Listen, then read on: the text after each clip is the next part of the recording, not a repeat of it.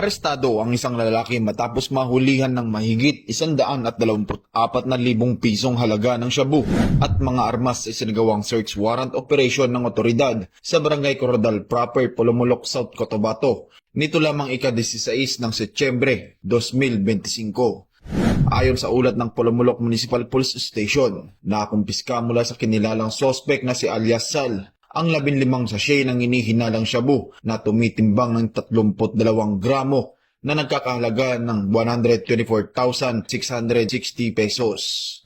Na-recover din sa suspect ang isang caliber 45 pistol na baril na may 5 bala, isang granada at mga drug paraphernalia. Isinagawa ang operasyon sa pangunguna ng Polomolok Municipal Police Station, katuwang ang South Cotabato Police Provincial Office at 38 Infantry Battalion ng Philippine Army. Sa ngayon ay nasa kustodiya na ng Polomolok PNP ang suspect habang inihahanda ang kasong isasampal laban sa kanya. Mula dito sa General Santos City, ako ang inyong PNN correspondent, Patrolman Nerwin J. Medellin, alagad ng batas, taga-taguyod ng Balitang Pulis.